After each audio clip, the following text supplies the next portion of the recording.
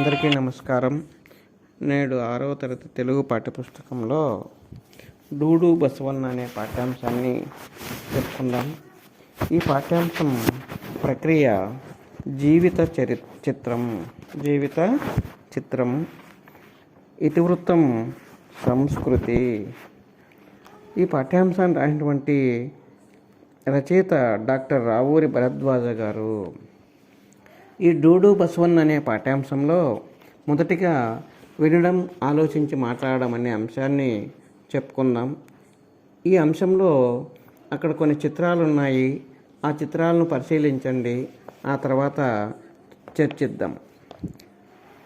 ఆ చిత్రాలు పరిశీలించిన తర్వాత అక్కడ మనకు కొన్ని ప్రశ్నలు ఇవ్వడం జరిగింది. ఆ ప్రశ్నలు గురించి తెలుసుకుందాం. మొదటిగా పై సన్నివేశాలు ఏ పండుగ రోజు కనిపిస్తూ ఉంటాయని ప్రశ్నించడం జరిగింది. పై సన్నివేశాలు సంక్రాంతి పండుగ రోజుల్లో కనిపిస్తూ ఉంటాయి. అంటే అక్కడ ముగ్గులు వేయడం, ఆ తోరణాలు కట్టడం, ఇవన్నీ కూడా ఆ యొక్క ముగ్గులు అనేటివి సంక్రాంతి సమయంలో కనిపిస్తూ ఉంటాయి. తర్వాత ఏ పండుగ సందర్భంలో హరిదాసు మీ ఇంటికి వస్తాడు అని ప్రశ్న ఉంది. సంక్రాంతి పండుగ రోజుల్లో దాదాపు పండగకు సుమారు నెల రోజుల ముందు ఆ హరిదాసు ప్రతి గ్రామంలో ఇంటింటికి వస్తూ ఉంటాడు. తర్వాత సంక్రాంతి పండుగ రోజులో ఇంకా మన ఇంటి ముంగిళ్ళ ముందు ఎవరెవరు కనిపిస్తారు? సంక్రాంతి పండుగ రోజులలో హరిదాసులు, గంగిరెద్దుల వాళ్ళు, పాములను ఆడించేవారు, పగటి వేసగాళ్ళు, చిలక జ్యోతిష్యం చెప్పేవారు, సోది చెప్పే సోదెమ్మలు మొదలైనటువంటి వాళ్ళంతా కూడా ఈ సంక్రాంతి పండుగ సమయాల్లో మన యొక్క ముంగిట కనిపిస్తూ ఉంటారు. తర్వాత ఈ డూడు బసవన్న అనే పాఠ్యాంశం ఉద్దేశం చెప్పుకుందాం. ఈ పాఠ్యాంశం ఉద్దేశం గంగిరెద్దుల వారి జీవన విధానాన్ని తెలియచేస్తూ జానపద కళల పట్ల విద్యార్థులకు అవగాహన కలిగించడం ఈ పాఠ్యాంశం యొక్క ఉద్దేశం. ఈ పాఠ్యాంశం కవి పరిచయం గురించి తెలుసుకుందాం. ఈ డూడు బసవన్న అనే పాఠ్యాంశాన్ని రావూరి భరద్వాజ గారు రాయడం జరిగింది. వీరు గుంటూరు జిల్లా తాడికొండలో 5వ తేదీ 7వ నెల 1927వ సంవత్సరంలో జన్మించారు. వీరు రాసినటువంటి మొట్టమొదటి కథ విమల అనే మొట్టమొదటి కథ. అపరిచితులు, కథాసాగరము వంటి 37 కథా సంపుటాలు రాశారు. ఉడతమ్మ ఉపదేశం, కీలుగుర్రం వంటి 43 పిల్లల కథలు, కరిమ్రింగిన వెలగపండు, జలప్రలయం వంటి 17 నవలలు రాశారు. వీరు రాసినటువంటి పాకుడురాళ్ళు అనే నవలకు జ్ఞానపీఠ పురస్కారం లభించింది. కళాప్రపూర్ణ, కేంద్ర సాహిత్య అకాడమీ పురస్కారం, సోవియట్ భూమి నెహ్రూ పురస్కారం, రాజ్యలక్ష్మి ఫౌండేషన్ అవార్డు, గోపీచంద్ జాతీయ సాహిత్య పురస్కారం, కళారత్న ఆంధ్రప్రదేశ్ ప్రభుత్వం ఇచ్చినటువంటిది, లోక్ నాయక్ ఫౌండేషన్ పురస్కారం వంటివి వీరికి రావడం జరిగింది. ప్రస్తుత పాఠ్యాంశమైనటువంటి డూడు బసవన్న జీవన సమరం అనే వ్యత్యార్థ జీవుల యథార్థ గతల పుస్తకం నుంచి తీసుకోవడం జరిగింది ఈ పాఠ్యాంశం. ఈ రావూరి భరద్వాజ్ గారు క్రీస్తకం 1927లో జన్మించినటువంటి వారు 18వ తేదీ 10వ నెల 2013వ సంవత్సరంలో స్వర్గస్థులయ్యారు వీరు. తర్వాత ఈ డూడు బసవన్న అనే పాఠ్యాంశాన్ని మనం చెప్పుకుందాం. ప్రభువు గారికి దన్నం పెట్టు, పాదం వంచి దన్నం పెట్టు, చాటెడు గింజలు ఇస్తారంటూ, చారెడు రూకలు ఇస్తారంటూ, డూ డూ డూ బసవన్న, డూ డూ డూ బసవన్న. నాగరికత రోజు రోజుకు పెరుగుతూ ఉన్నది, పెరగవలసిందే. అలా పెరుగుతున్నప్పుడు కొత్త సంప్రదాయాలు, కొత్త విలువలు వస్తాయి. ఇలా రావడంతో పాటుగా పాత ఆచారాలు కొన్ని అవుతూ ఉన్నాయి. బొత్తిగా ఆచరణకు పనికిరానివి, కాలంతో పాటు మారలేనివి, ప్రయోజనం లేనివి, మారినా కనుమరుగైన అంతగా బాధ ఉండదు. కానీ ఇలాంటి వాటిల్లో అంతో ఇంతో ఉండే అందచందాలు కూడా రూపుమాసిపోతున్నప్పుడే బాధ వేస్తుంది. ఇలా క్రమంగా కనుదాటిపోతున్న వాటిల్లో గంగిరెద్దు ఒక్కటి. ప్రభువుగారికి దండం పెట్టు అంటే ఆ రాజుగారికి దండం పెట్టు, పాదాలు వంచి దండం పెట్టు, నమస్కారం చెయ్యి. అలా చేస్తే వాళ్ళు ఒక చాట నిండుకు మనకు గింజలు ఇస్తారు. చారెడు రూకలు ఇట 2 చేతులతో చారెడుతో తీసుకొచ్చి రూకలు అంటే డబ్బులు ఇస్తారు. డూ డూ బసవన్న అలా ఆ యొక్క గంగిరెద్దుకు డూ బసవన్న అని ఆ గంగిరెద్దు వారు చెప్పేవారు. నాగరికతతో ఈ సమాజంలో రోజు రోజుకు నాగరికత పెరుగుతున్నటువంటి రోజు రోజుకు పెరుగుతూ ఉంది, పెరగాలి కూడా. అలా పెరుగుతున్నప్పుడు పాత సాంప్రదాయాలు పోయి కొత్త సాంప్రదాయాలు, కొత్త విలువలు కూడా వస్తూ ఉంటాయి. ఇలా రావడంతో పాటుగా పాత ఆచారాలన్నీ కూడా కనుమరుగైపోతున్నాయి, కనపడకుండా మరుగున పడుతూ ఉన్నాయి. బొత్తిగా ఆచరణకు అవి పనికిరాకుండా కూడా పోతూ ఉన్నాయి పాత ఆచారాలన్నీ. అలా కాలం మారుతోంది. కాలంతో పాటు మారలేనివి, ప్రయోజనం లేనివి మారినా కూడా కనుమరుగైన అంతగా బాధ ఉండదు. కానీ అలా అయ్యే వాటిల్లో, ఇలాంటి వాటిల్లో అంతో ఇంతో ఉండే అందచందాలు కూడా కనపడకుండా పోతున్నప్పుడే బాధ అనేది జరుగుతుంది. అలా క్రమంగా ఆ కనుదాటి మన కంటికి కనిపించకుండా పోతున్నటువంటి వాటిల్లో ఈ గంగిరెద్దు అనేది కూడా ఒకటి కనిపించకుండా పోతూ ఉన్నది. గంగిరెద్దు ఆట చాలా ప్రాచీనమైందని చెప్పుకోవచ్చు. పరమేశ్వరుడంతటి వాడు తన నంది చేత ఈ ఆట ఆడించాడు. మరి మహాచక్రవర్తులు, యవన రాజులు దేశమంతా చిత్తువత్తుగా ఉన్న రోజుల్లో ఈ ఆట మరింత దేదీప్యమానంగా ఉండేదేమో. ఎందుకంటే అప్పట్లో వెలువడిన పుస్తకాలు చూస్తూ ఉంటే వాటిల్లోని రాకుమారులు, రాజకుమార్తెలు ఈ గంగిరెద్దు ఆటలు చూసి ఆనందించిన ఘట్టాలు కనిపిస్తాయి. ప్రారంభంలో ఇదొక వినోద క్రీడగా మొదలైనా రాను రాను గంగిరెద్దును ఆడించడం ఒక వృత్తిగా మార్పు చెందింది. ఇప్పుడు ఆ వృత్తికి తిలోదకాలు ఇవ్వవలసి వచ్చిందంటున్నాడు బసవయ్య. అలా గంగిరెద్దు ఆట కనపడకుండా పోతున్నది.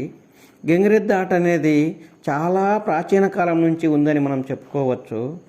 ఆ యొక్క పరమేశ్వరుడే, ఆ యొక్క ఈశ్వరుడు అంత గొప్పవాడే, పరమేశ్వరుడు దేవుడే తన నంది చేత ఈ యొక్క ఆటను, గంగిరెద్దు ఆటను ఆడించాడు. అలాంటి గొప్ప ఆట ఇది.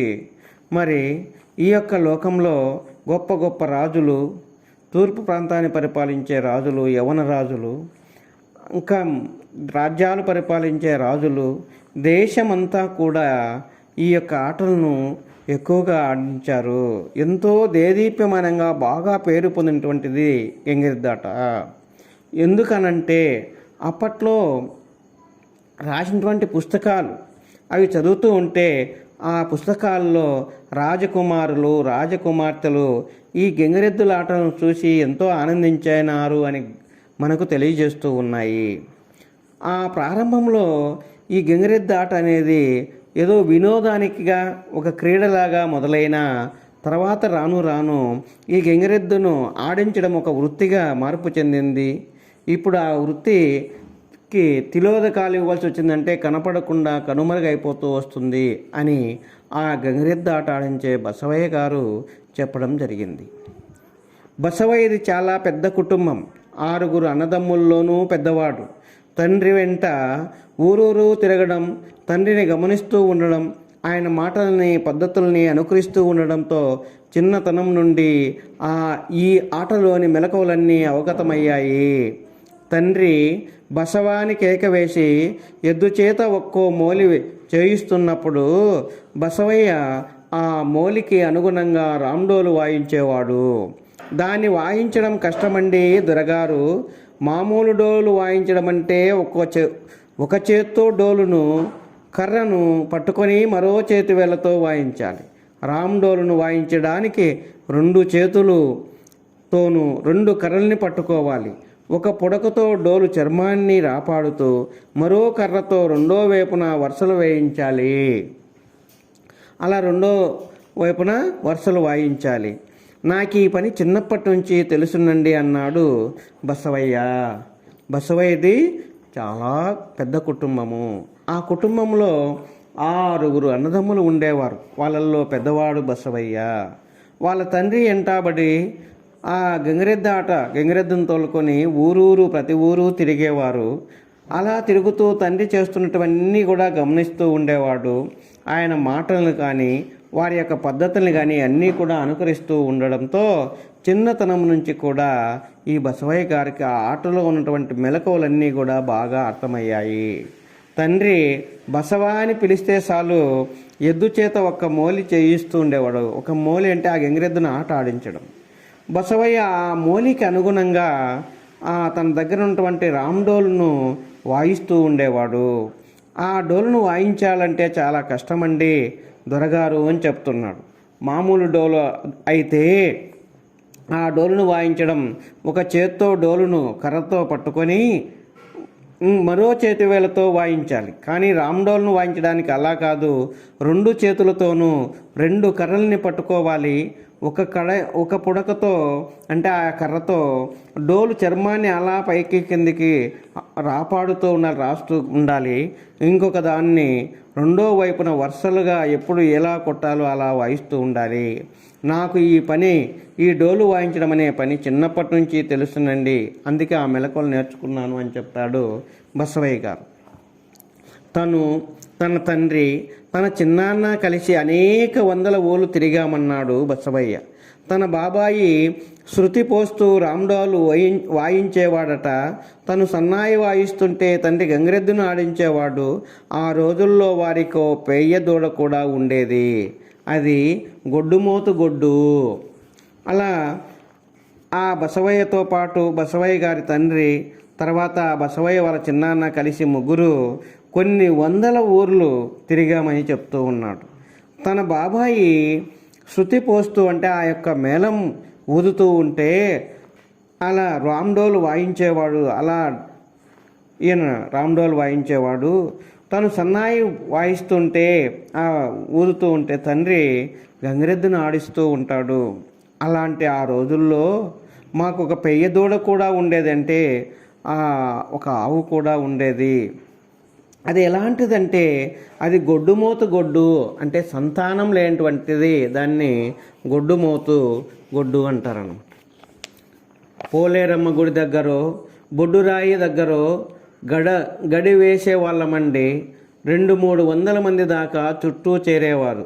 ఎద్దు చేత రకరకాల మూలీలు వేయించేవాడు మా నాన్న.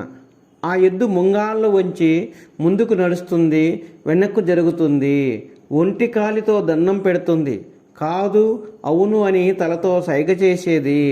రామ్డోలు వాయిద్యానికి అనుగుణంగా గంతులు వేసేది, అలిగేది, కోపగించుకునేది, ఆనందంతో చిందులు తొక్కేది, కోపంతో కాలు దువ్వి తోకమట్ట ఎగబెట్టి రంకెలు వేసేది. ఏ పని చేయమంటే ఆ పని శుభ్రంగా చేసేదండి అన్నాడు బసవయ్య. అలా ఈ యొక్క గంగిరెద్దాట పోలేరమ్మ గుడి దగ్గర కానీ బొడ్డురాయి దగ్గర కానీ చేసేవారు. చేస్తూ ఉంటే ఆ ఆట 2-3 వందల మంది దాకా వచ్చి ఆ చుట్టూ ఆ గంగిరెద్దాటను చూసేవాళ్ళు.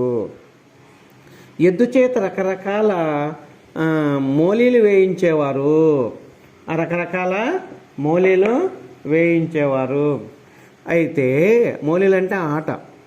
ఆ ఎద్దు మా నాన్న అలా వేయిస్తే ఆ ఎద్దు ముంగాళ్ళు వంచి ముందుకు నడుస్తూ ఉంది, వెనుకు జరుగుతూ ఉంది. అయితే ఒంటి కాలుతో దండం పెడుతుంది, నమస్కారం చేస్తుంది. ఏదైనా ఇది కాదు అని అవును అని కూడా తలతో సైగ చేసి చెప్పేది ఆ గంగిరెద్దు. రామ్డోలు వాయించే ఆ వాయిద్యానికి, ఆ శబ్దానికి అనుగుణంగా గంతులు కూడా వేస్తుంది. ఈ విధంగా అక్కడ జరుగుతూ ఉంది. అలా ఒంటికాలతో నమస్కారం చేసేది, కాదు అవును అని తలతో సైగ చేసి చెప్పేది. ఆ రామ్డోలు వాయిద్యానికి అనుగుణంగా గంతులు వేసుకుంటూ పరిగెత్తేది, అలుగుతూ ఉండేది. కోపం వచ్చే విధంగా ఉండేది. ఆనందంతో చిందులు తొక్కేది, అంటే ఆనందంగా చుట్టూ కూడా పరిగెడుతూ ఉండేది. కోపం వచ్చినప్పుడు కాళ్ళతో అలా దువ్వి తోకను పైకెత్తి రంకెలు వేసేది. అంటే ఆ యొక్క కోడెదూడలు ఎద్దులు పోటాడుకునేటప్పుడు ఎలా చేస్తాయో అలా చేసేది. ఏ పని చేయమంటే ఆ పని నీటిగా శుభ్రంగా చేస్తూ ఉండేదని, గంగిరెద్దు చేస్తూ ఉంటుందని మన బసవయ్య గారు తెలియజేశారు. సాధారణంగా గంగిరెద్దుల్ని కొనడం అంటూ జరగదన్నాడు బసవయ్య. తప్పుడు సుడులున్న గిత్తలని, పొగరుమూతు వాటిని, పోట్ల కోడెల్ని ఈ గంగిరెద్దు వాళ్ళకు ఇస్తూ ఉండేవారట. మూగుదాడు వేసి మూతికి చిక్కం గట్టి కాళ్లకు బంధాలు వేసి దాన్ని అంకెకు తెచ్చేవారట. ఒక్కో గిత్త 3-4 మాసాల కల్లా విద్యలన్నీ నేర్చుకుంటే మరొకదానికి నేర్పడానికి 7-8 మాసాలు కూడా పడుతుందన్నాడు బసవయ్య. సాధారణంగా గంగిరెద్దులను ఎవరూ కూడా కొనేవాళ్ళు కాదు అని చెప్తున్నాడు. అలా కొనకపోతే ఎలా వస్తాయంటే ఆ యొక్క గిత్తలకి, ఆ యొక్క దూడలకి సుళ్ళు ఉంటాయి. ఆ సుళ్ళన్నీ తప్పుడు సుళ్ళు ఉన్నటువంటివి, పొగరుమూతతో ఉన్నటువంటి కోడలు, పోట్ల కోడలు అంటే పోటాడుకునేటివి. ఇలాంటి వాటిని రైతులు ఉచితంగా గంగిరెద్దు వాళ్లకు ఇచ్చేవారు. అప్పుడు వాళ్ళు దానికి మూగుదాడు వేసి మూతికి చిక్కం కట్టి కాళ్ళకు తాడు వేసి బంధాలు చేసి దాన్ని దారిలోకి తెచ్చుకునేవారట. ఒక్కో గిత్త దారిలోకి తెచ్చుకోవడానికి 3 లేదా 4 నెలలకు సమయం పట్టేది. అలా విద్యలన్నీ నేర్చుకోవాలంటే దానికి నేర్చుకుంటే మరొక దానికి నేర్పడానికి 7 నెలలు లేదా 8 నెలలు కూడా పడుతూ ఉంటుంది అని బసవయ్య గారు చెప్పడం జరిగింది. ముందుగా వినవండి, దాన్ని సాధికలోకి తీసుకురావడం చాలా కష్టం. ఆట నేర్పేటప్పుడు కొట్టక తప్పదండి. నేర్చుకున్న తర్వాత కూడా ఒక్కోసారి మొరాయించి మా పరువు తీస్తుందండి అన్నాడు బసవయ్య. ఆ రోజుల్లో ఒక్కో ఊళ్ళో 3 రోజులు మకాం వేస్తుండే వాళ్ళమని, ఊరి బయట ఏ చెట్టు కిందనో ఉడకేసుకు తింటూ ఉండేవాళ్ళమని, ఏ రైతు కొట్టం దగ్గరికి వెళ్ళినా ఎద్దు మేతకు కరువు ఉండేది కాదని చెప్పుకొచ్చాడు బసవయ్య. కాబట్టి ముందుగా వినండి, ఆ రోజుల్లో దాన్ని సాధికలోకి తీసుకురావడం అంటే దాన్ని ఆ యొక్క ఆటను నేర్చుకోవడానికి, మేము చెప్పినట్టు వినడానికి నేర్చుకోవడం చాలా కష్టం. ఆట నేర్పేటప్పుడు దాన్ని కొట్టక తప్పదు, కొట్టేవాళ్ళము. అలా ఒక్కొక్కసారి అలా కొట్టి నేర్చుకున్న తర్వాత కూడా మా పరువు తీస్తూ ఉంటుంది. ఆట నేర్చుకున్న తర్వాత కూడా అది చేయకుండా మాకు అవమానం పడే విధంగా చేస్తుంది ఓసారి. ఆ రోజుల్లో ఒక్కో ఊళ్ళో మేము 3 రోజులు కూడా అక్కడే ఉండేవాళ్ళం. ఆ ఊరి బయట ఏ చెట్టు కిందనో ఆ అన్నాన్ని, భోజనాలు వండుకొని తింటూ అక్కడే ఉండేవాళ్ళము. ఏ రైతు దగ్గరికి వెళ్ళినా ఆ ఎద్దుకు కావాల్సినటువంటి మేత ఎంత కావాలంటే అంత ఇచ్చేవారు. ఆ మేతకు కొదవంటూ ఏమీ ఉండేది కాదు అని చెప్తున్నాడు బసవయ్య గారు. పోటీలు పడి ఆడించేవాళ్ళు బాబయ్య. అలా పాత పంచెలు, ఉత్తరీయాలు, చొక్కాలు, చీరెలు, రవికలు మూటడు దొరికేవి. ఎన్ని దొరికేవి? ఒక మూటడు దొరికేవి. గంగిరెద్దుకి ఆవుకు మేత, దాన ఊరి వాళ్ళు పోటీల మీద పంపించేవారు. క్రమంగా చూస్తూ ఉండగానే ఆ కాలం కళ్ళ ముందే దాటిపోయిందండి. బస్తీల ముఖం చూసి ఎన్నాళ్ళైందోనండి. మరి మారుమూల పల్లెటూళ్ళను పట్టుకొని వెళ్ళాడుతూ ఉన్నాం. ఇది వరకు చాటలతో గింజలు పెట్టేవాళ్ళు ఇప్పుడు గుప్పెళ్లతో వేస్తున్నారు, లేదా 5 పైసలో 10 పైసలో పడేస్తున్నారు. నా తమ్ముళ్ళందరూ కూలి పనో నాలి పనో చేసుకుంటున్నారు. ఇదిగో నేను, మా లింగమయ్య మాత్రము ఇంకా బసవదేవులను నమ్ముకొని బతుకొస్తున్నాము. అసలు మా దేవురో పొట్ట చేత పట్టుకొని ఊరూరా తిరిగే వాడికి ఒక ఊరంటూ ఉంటే గడుస్తుందా బాబు? ఏ ఊరు పచ్చగా ఉంటే అదే నా ఊరు. ఎక్కడ ధర్మ ప్రభువులుంటే అదే నా ఊరు అన్నాడు బసవయ్య. అలా పోటీలు పడి ఆడించేవాళ్ళు బాబాయ్ గారు ఆ రోజు. అలా గంగిరెద్దుల ఆట ఆడుతూ ఉంటే మాకు అక్కడ పాత పంచెలు ఇచ్చేవాళ్ళు, ఉత్తరీయాలు ఇచ్చేవారు. ఉత్తరీయము అంటే ఆ పైన రైతు పైన వేసుకుండే పై చెరుగు అంటే టవాల్ లాంటివి అన్నమాట. అలానే చొక్కాలు ఇచ్చేవాళ్ళు, చీరలు ఇచ్చేవాళ్ళు, రవికలు ఇచ్చేవారు. ఇవన్నీ కూడా ఒక్కొక్క ఊరిలో ఒక మూట వచ్చేటివి మాకు. ఆ గంగిరెద్దుకు కానీ, గంగిరెద్దుతో పాటు ఉన్నటువంటి ఆవుకు కానీ కావాల్సినటువంటి మేత, గడ్డి అంతా కూడా ఆ ఊరి వాళ్ళందరూ కూడా పోటీ పడి ఇస్తూ ఉండేవారు. క్రమంగా చూస్తూ ఉండగానే ఆ కాలం మా కళ్ళ ముందనే దాటిపోయిందండి. మేము అలాంటి బస్తీలు చూసి ఎన్ని రోజులైందోనండి. మారుమూల పల్లెలకు పోయి పట్టుకొని మేము వెళ్ళాడుతూ ఉన్నాం. ఆ బస్తీలకి వెళ్ళేదే లేదు.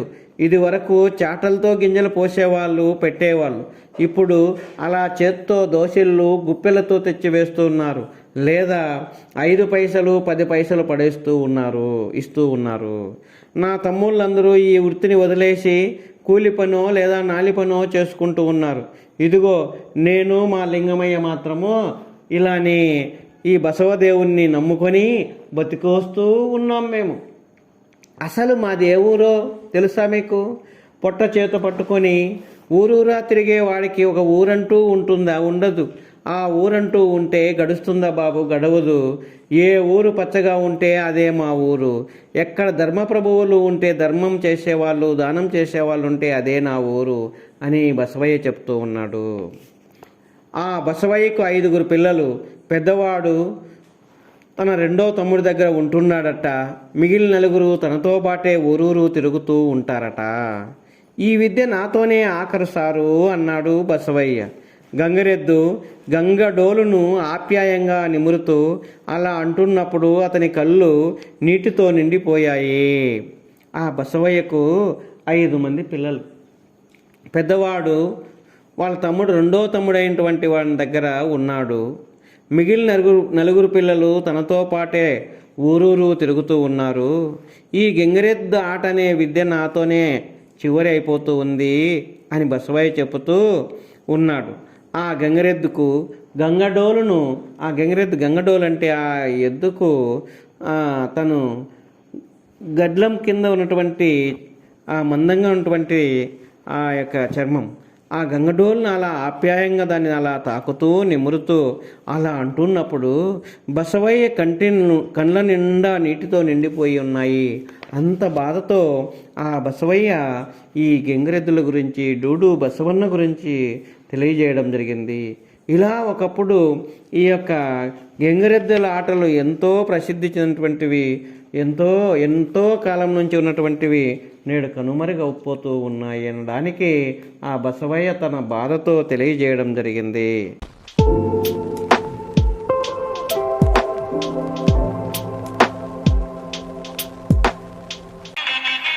Like, share, comment and subscribe this channel.